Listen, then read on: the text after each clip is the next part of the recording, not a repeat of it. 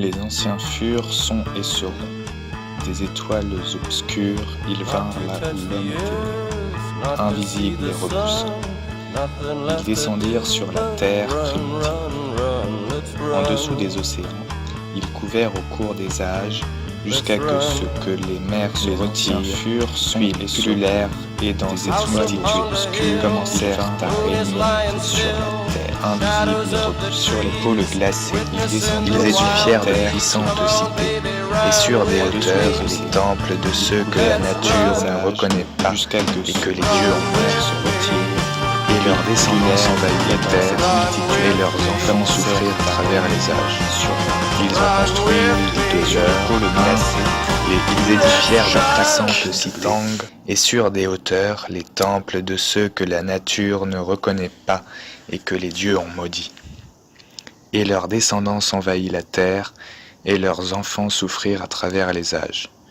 Ils ont construit de leurs mains les huttes Shantak de langue et les entités terrifiantes qui demeuraient dans les voûtes primitives de Zin les reconnaissaient comme leurs dieux.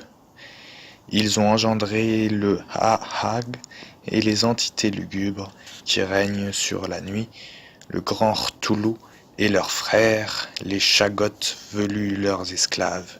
Les Dols leur rendent hommage la nuit dans la vallée de Pnot, et les Gugs chantent leurs louanges sous les cimes de l'ancienne Troc. Ils ont marché au milieu des étoiles et ont parcouru la terre. La cité d'Irem, dans le grand désert, les a connus. Leng les a vus passer dans le désert glacé, et la citadelle sans âge dressée sur les hauteurs couronnées de nuages de Kadat. L'inconnu porte leur marque. Les anciens ont avidement foulé les chemins des ténèbres, et leurs blasphèmes ont inondé la terre. La création tout entière s'est inclinée devant leur puissance et a reconnu leur perversité. Et les dieux plus anciens ouvrirent les yeux et constatèrent les abominations de ceux qui ravageaient la terre. Dans leur colère, ils se dressèrent contre les anciens, qui demeurèrent dans leur injustice, et les rejetèrent de la terre dans le vide, en des espaces où règne le chaos, et qui n'abritent aucune forme. Et les dieux plus anciens apposèrent leur emblème sur le grand porche, et les anciens ne purent rien contre sa puissance.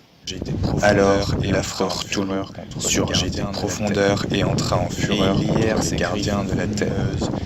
Et ils lièrent ses griffes venimeuses par de puissantes imprécations et l'enfermèrent dans la cité de Railei, où, enseveli sous les vagues, il dormirait et rêverait de la mort jusqu'à la fin des temps. Et derrière ce porche vivent maintenant les anciens, non pas en des espaces connus des hommes, mais dans les espaces qui les séparent.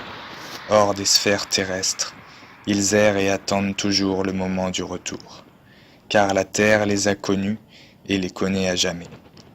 Ces anciens considèrent comme leur maître Azaroth, le fou informe, et demeurent avec lui dans la caverne noire qui se trouve au centre de l'infini.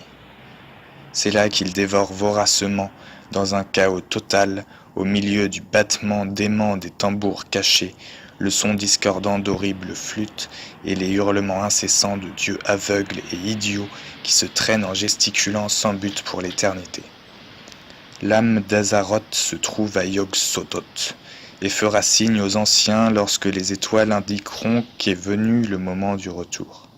Car Yog-Sothoth est le porche par lequel passeront ceux qui peuplent le vide lorsqu'ils reviendront. Yog-Sothoth connaît les dédales du temps, car le temps est un pour lui. Il sait d'où les anciens sont sortis en des temps reculés, et d'où ils sortiront lorsque le cycle recommencera.